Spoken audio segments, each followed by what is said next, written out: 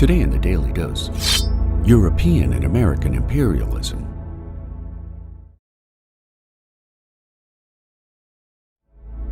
Imperialism in the slaveholding South. Following the end of the Mexican-American War in February of 1848, Mexico's defeat handed much of the west coast of North America to the United States, prompting slaveholding factions within the antebellum South to dream of spreading slavery across the continent and beyond. A year later, after the discovery of gold in California,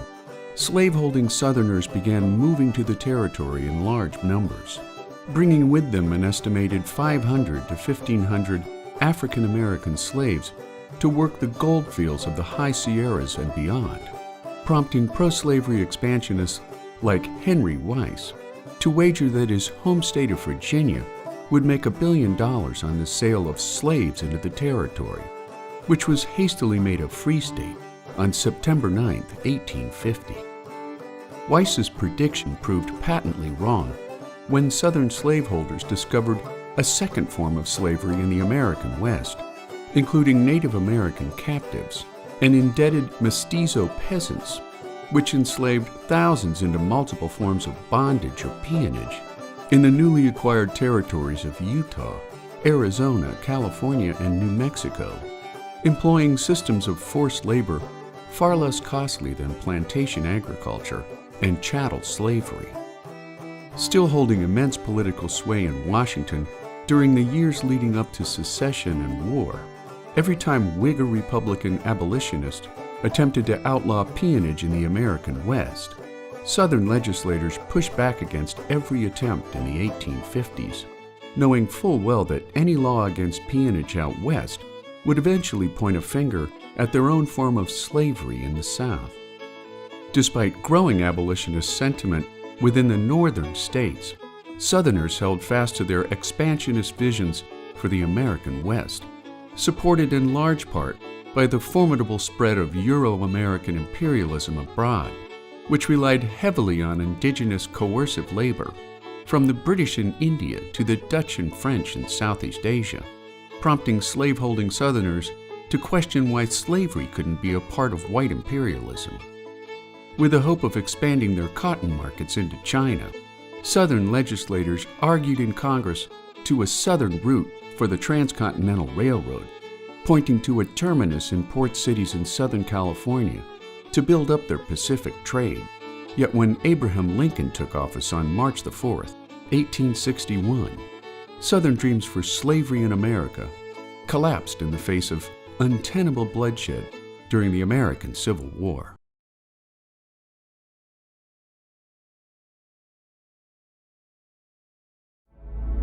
British imperialism in India. While invasion and occupation of foreign lands dates back to the beginning of recorded history, the British East India Company vastly expanded its interest in India since its inception in 1600, so much so that by 1720, more than 15% of all imports into Britain came from India, including rare goods such as cotton, silks, dyes, saltpeter, and tea. Maintaining order through the employment of Indian soldiers known as sepoys, throughout the late 1700s, the British East India Company expanded its control over much of eastern India from its base in Bengal, forcing its authority over the region with a sepoy army of some 267,000 men by 1857. The company's control over the region ended that same year with the Sepoy Rebellion that would last until November 1, 1858, leading to the deaths of roughly 6,000 Europeans and some 800,000 Indians. In response, British Parliament passed the Government of India Act on August 2, 1858, ending the British East India Company while transferring governance over India to the British monarchy, leading to a period known as the British Raj. Lasting until the mid-20th century, the British Raj controlled most of India, Pakistan, and Bangladesh, dividing the continent into 13 provinces, each under the control of a British administrative officer. Known as the jewel in the crown, India's importance to Great Britain exploded during the Industrial Revolution, funneling raw materials into British factories while importing food for a growing British population, at the same time turning India into a secondary market for British goods. From a numbers standpoint, between 1765 and 1938, an estimated $45 trillion in today's currency was transferred from India to Great Britain, or approximately 15 times Britain's gross national income in 2019. While some historians have argued that Britain helped India transform itself into a modern economy, including the construction of canals, roads, and the fourth largest railway system in the world, Britain's sometimes harsh treatment of Indians combined with controversial economic policies, which forced Indians to produce crops for export to English factories instead of their own tables, leading to multiple famines that took the lives of an estimated 55 million Indians. The abuses also saw the rise of nationalistic independence movements, such as the Swadeshi movement of the late 1800s and early 1900s, which saw Indians reject British imports in favor of garden-grown food stocks and homemade goods. Indian nationalism came to a head after Mahatma Gandhi's return from South Africa in 1915, where he advocated for non-cooperation campaigns through civil disobedience and nonviolent protests. After Britain was saddled with massive debt caused by their fight against Nazi aggression, Britain eventually ceded power back to India in 1947, dividing the country into Pakistan for Islamic believers and India for Hindus and Sikhs, ending 89 years of British rule over the Indian subcontinent.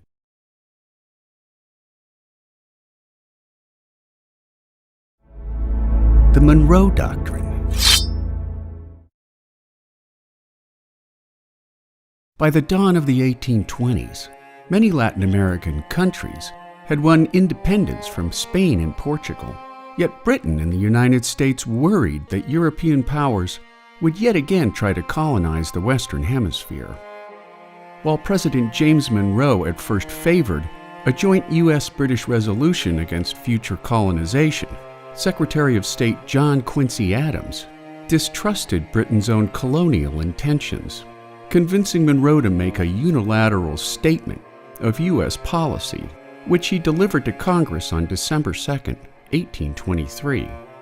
At the time of Monroe's bold message that the Western Hemisphere was off limits to European interference, the young nation lacked enough military clout at the time, which made Monroe's assertion somewhat pointless until the United States became a dominating world power. Not until the Civil War ended would the Monroe Doctrine come of age, when the U.S. government sent military and diplomatic aid to Benito Juárez in Mexico, which allowed his forces to overthrow French-supported Emperor Maximilian from the throne. Theodore Roosevelt was next to invoke the Monroe Doctrine when he used it to justify a succession of U.S. interventions in Latin America. Known as the Roosevelt Corollary, or his Big Stick policy, after Roosevelt took office in September of 1901, he intervened militarily in Central America and the Caribbean, including Nicaragua, Haiti, Cuba, and the Dominican Republic. FDR later softened Roosevelt's Big Stick policy with his Good Neighbor policy, which ushered in a period of greater cooperation between North and South American countries. But at the same time, FDR invoked the Monroe Doctrine repeatedly to intervene over affairs in a number of South and Central American countries. During the Cold War, President John F. Kennedy invoked the Monroe Doctrine during the Cuban Missile Crisis of 1962, followed by President Ronald Reagan, who invoked the Monroe Doctrine for U.S. interventions in El Salvador and Nicaragua.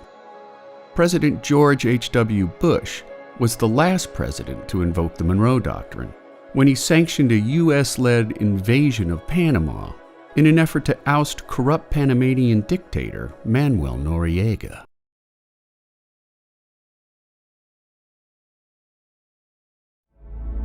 Filibusters in Central America.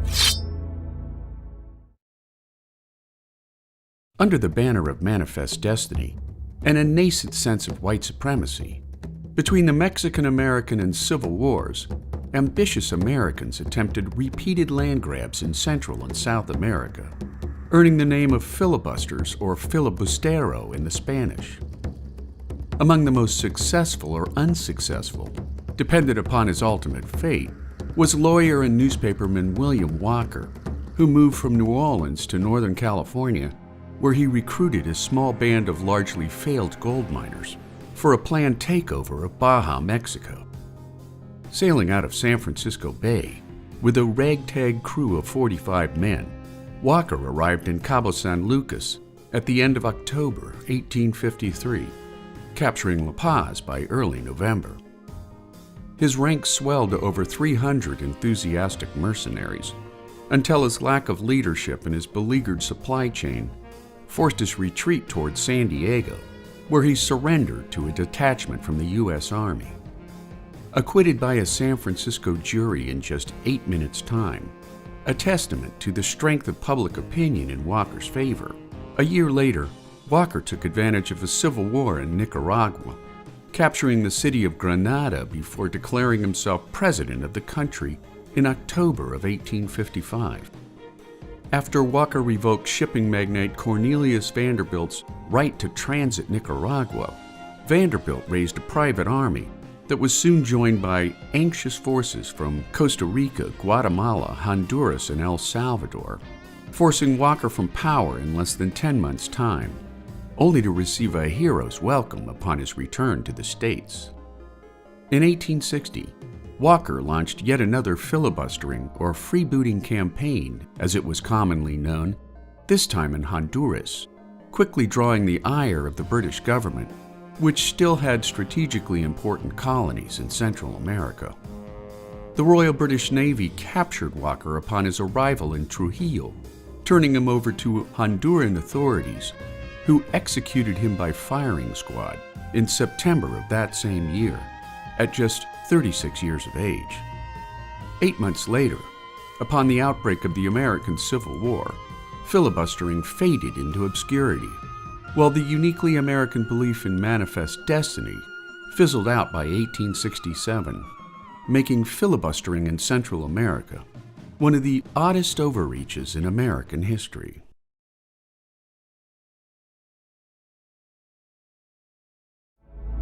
French imperialism in Southeast Asia.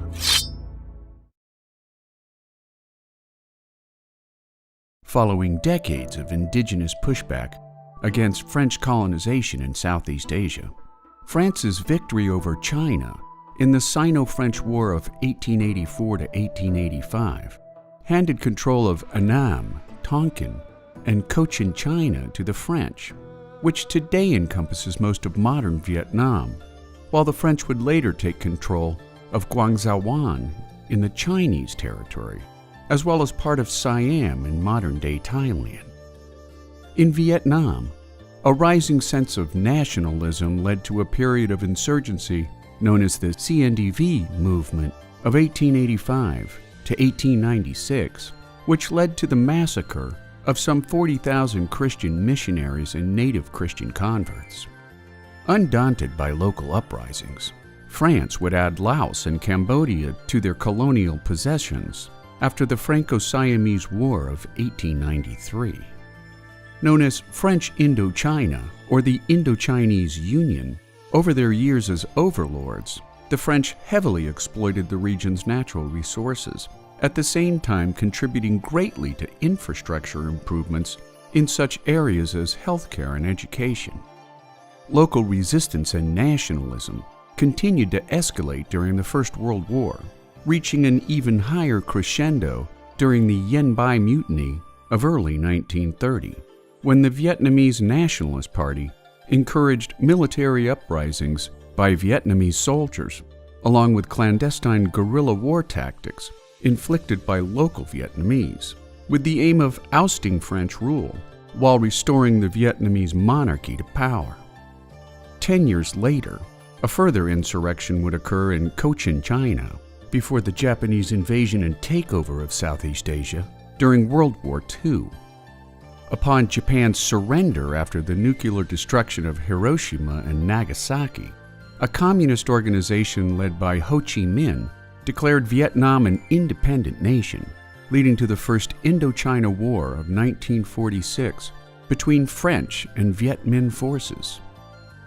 As the Americans would learn firsthand during their participation in the Vietnam War, after some 2,000 years of invasions by the Chinese into Southeast Asia, the First Indochina War would see years of guerrilla-style attacks by Ho Chi Minh's forces, and after the communist governments of China and the Soviet Union supported Ho's legitimacy through weapons and monetary infusions, the war would drag on until the Battle of Dien Bien Phu,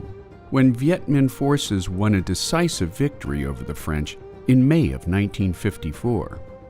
France's defeat would lead to the Geneva Conference that same year, which saw France cede North Vietnam to the Communists, while South Vietnam remained under the control of the Bao Dai regime backed by American support, setting the stage for 19 years of American Cold War involvement in Southeast Asia until the fall of Saigon in 1975.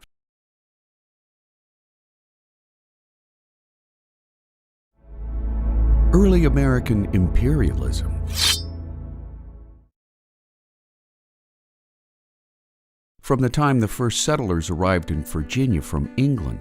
and started moving westward, writes Yale historian Paul Kennedy, this was an imperial nation, a conquering nation, while Ben Franklin wrote that hence the prince that acquires new territory, if he finds it vacant or removes the natives to give his own people room. Combined with the Indian Wars and the ethnic cleansing campaign known as Indian removal, European American settlers embraced a policy of imperialism from the moment they set foot in North America.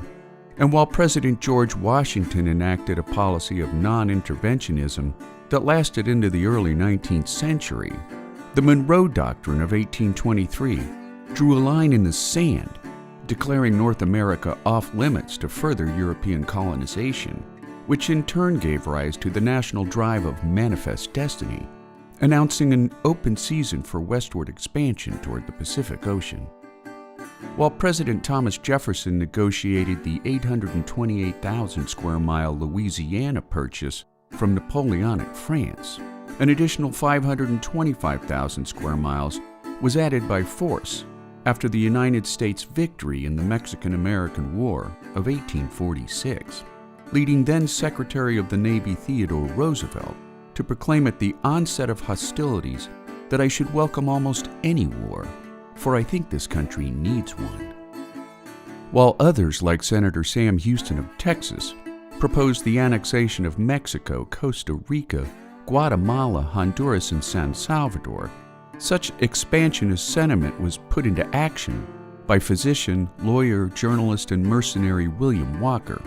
who launched a privately funded occupation of Nicaragua in 1855, until he and his paid mercenaries were ejected from the country by a coalition of Central American armies. But perhaps the biggest proponent of new imperialism was President Theodore Roosevelt and his big stick corollary to the Monroe Doctrine, where he successfully acquired or annexed Spain's remaining island colonies of Puerto Rico, Cuba, Guam, the Philippines, and Hawaii, following the brief yet decisive American victory in the Spanish-American War of 1898. While late 19th century American imperialism was met with criticism by many at the time, American politicians justified foreign land grabs as protecting and expanding markets for American products, at the same time spreading the virtues of American democratic governance and Christian values. The period was also seen as a natural offshoot of what historian John Fiske called Anglo-Saxon racial superiority, or what Rudyard Kipling poetically called the white man's burden, all the while supported by America's open embrace of social Darwinism and Manifest Destiny.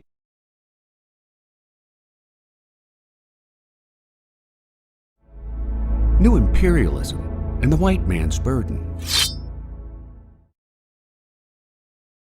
After the Suez Canal opened in 1869, the shortcut around Africa set off a wave of colonial expansionism that exploded around the world until its abrupt end in 1914, after the start of World War I. Spurred on by European nations in the United States seeking raw materials and fresh export markets for their Industrial Revolution-era products, breakthroughs in medicine, communication, and transportation inspired strong nation-states to exert control over much of Africa, Asia, and Polynesia. Now known as New Imperialism, famed British poet Rudyard Kipling penned a satirical 7-stanza poem entitled The White Man's Burden, in response to America's annexation of the Philippines and Guam, following their victory over Spain during the 3-month Spanish-American War of 1898, which in turn led to the Philippine-American War of 1899, when Filipinos resisted the forced takeover of their sovereign nation. As an imperialist poet, Kipling's poem encouraged Americans to take up the noble cause of empire building, at the same time warning readers about the high cost in money and lives incurred in the process of building empires abroad. American imperialist leaders, in turn, used the jingoistic phrase "white man's burden" as justification for foreign colonization, cobbling the term into a mission statement of sorts, intended to raise up the uncivilized black or brown peoples of the world, which made for a natural extension of the early 19th century philosophy of manifest destiny. During the New Imperialism era, predominantly white nation-states believed they were morally obliged to civilize the non-white peoples of the earth, encouraging economic, social, and cultural advances through colonization of people they felt were incapable of self-governance. While New Imperialism in truth led to improvements in infrastructure, living standards, and overall development of third world countries, the period also witnessed a high volume of atrocities committed by European and American overlords that in many ways negated the moral justifications of imperialism, including brutal acts in the Belgian Congo, where an estimated 8 million natives died between 1885 and 1908, while neighboring French Congo introduced brutal labor practices and the introduction of foreign diseases that wiped out 50% of the indigenous population, making New Imperialism and the white man's burden a period of nationalistic land grabs by white racists everywhere.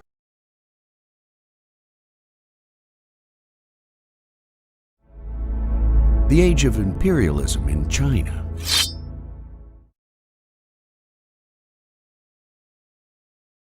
After Qing dynasty leaders attempted to limit Western influence by establishing the Canton system, which forced all foreign merchants to trade only in the port of Canton, now known as Guangzhou. During the Age of Imperialism, such restrictions resulted in rising tension between China and are oftentimes bullying trading partners from Britain, France, Russia, Germany, and Japan. During imperialism's peak in the 19th century, Britain in particular traded heavily in China for the much coveted commodities of tea, silk, and porcelain. But since the British lacked sufficient silver to effect purely monetary transactions, they traded heavily in opium instead, creating generations of addicted Chinese, while ushering in long periods of civil unrest in Chinese society. China's pushback against the British resulted in the First Opium War of 1839 to 1842 and the Second Opium War of 1856 to 1860, two back-to-back losses for China that led to the unequal treaties that opened up further trading rights for Western powers, as well as rising foreign influence in the once isolationist nation. China's weakening hand saw the rise of outside spheres of influence in China after the mid-1800s, allowing the Russians to take control of a large portion of northern China, while the Japanese severed Chinese dominance over Korea, which led to yet another crushing defeat for the Qing dynasty in the First Sino-Japanese War of 1894 to 1895, which forced China to hand over control of Korea the island of Taiwan, and the Liaodong Peninsula. For its part, while the United States made no regional claims into China, they insisted on an open-door policy, which called for equal access to trade in China for all nations involved. After centuries of Western influence in China, a wave of nationalism arose near the end of the 19th century, leading to the Boxer Rebellion of 1899 to 1901, which sought to end Western imperialism in China, as well as the ousting of Christian missionaries from their land. As the rebellion spread, Qing Empress Dowager Cixi declared war on all foreign nations with diplomatic ties to China, leading to an 8-nation force of some 20,000 troops, who crushed the rebellion in 1901.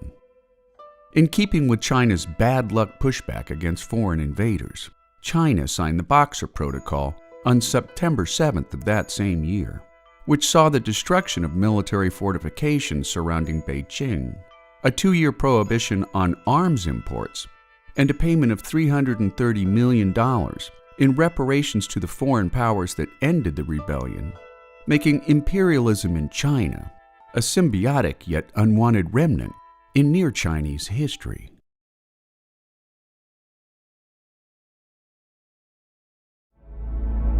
The Scramble for Africa. Due to high infectious disease rates and the fear of the unknown, by the late 1870s, Europeans controlled less than 10% of the African continent, limited mostly to coastal regions. Portugal possessed the most important holdings in Angola and Mozambique, with Great Britain holding the Cape Colony, while the French had a foothold in Algeria.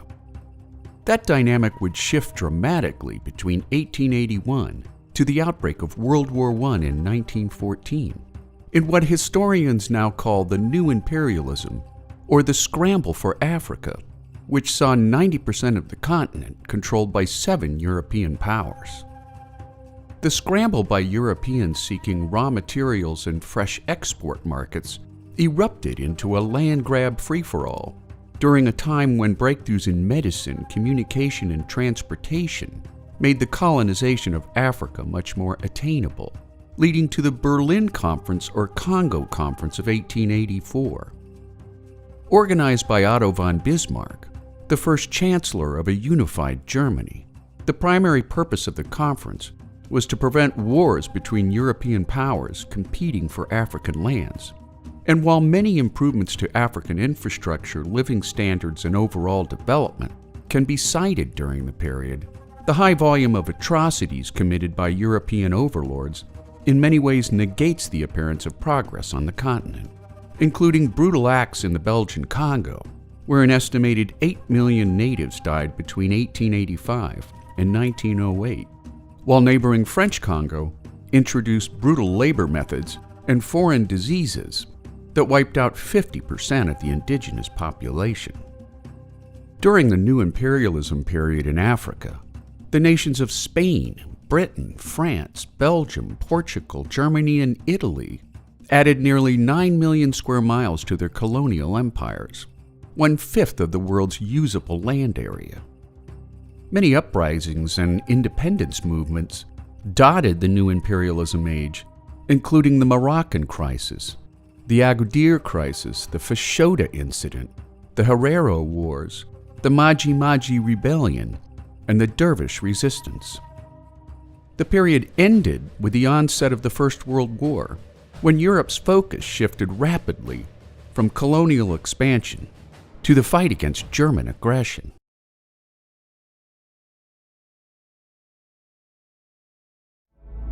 Teddy Roosevelt and the River of Doubt. 4 years after America's 26th president left office, a man averse to idle vacations, Teddy Roosevelt and his son Kermit embarked on a perilous journey down the Amazon's uncharted Rio da Duvida, or River of Doubt, an adventure that nearly cost the 55-year-old ex-president his life. Whether herding cattle on his ranch in the Dakotas, or hunting cougar in Arizona, even spending a year on safari in Africa,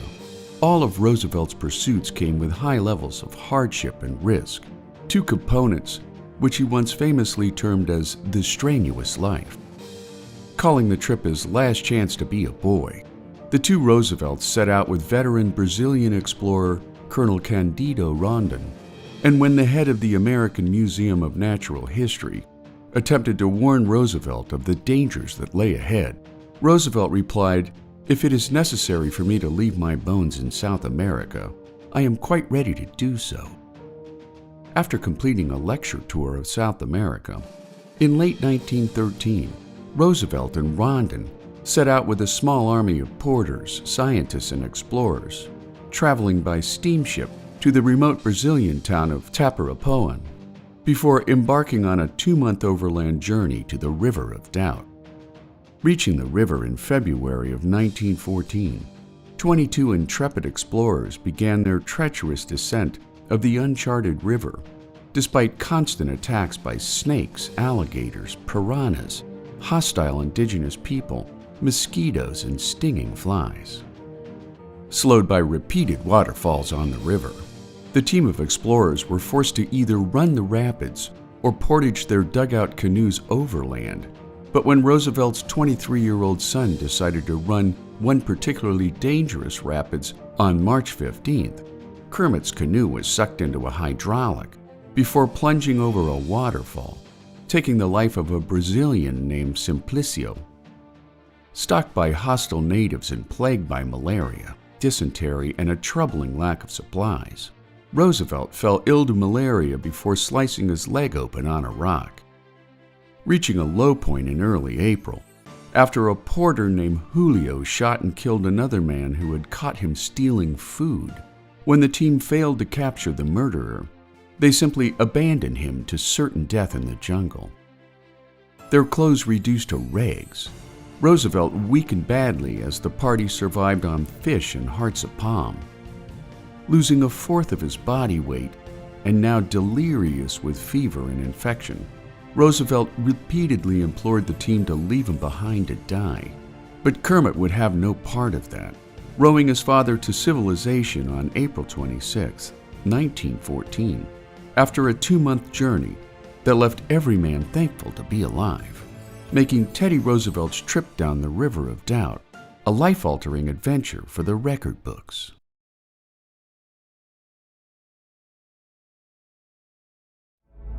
Wilsonianism. As the horrors of World War I approached its final months of bloody conflict, taking the lives of some 40 million people, on January 8, 1918, President Woodrow Wilson outlined his now famous 14 points as a basis for ending the war while promoting world peace for future generations. Woven into his 14 points was a call for democracy instead of authoritarian rule, the later, Wilson believed, contributing greatly to the outbreak of the First World War. He also called for conflict resolution bodies such as the League of Nations and the United Nations, as well as an emphasis on the spread of capitalism and self-determination among nation-states. Wilson also called for collective security by means of a new sense of liberal internationalism instead of isolationism, including freedom of the seas, open borders, and an end to secret treaties between nations. In his own words, Wilson advocated for the General Association of Nations for the purpose of affording mutual guarantees of political independence and territorial integrity to great and small states alike, and in a later speech to Congress, that national aspirations must be respected while allowing people around the world to be governed by their own consent.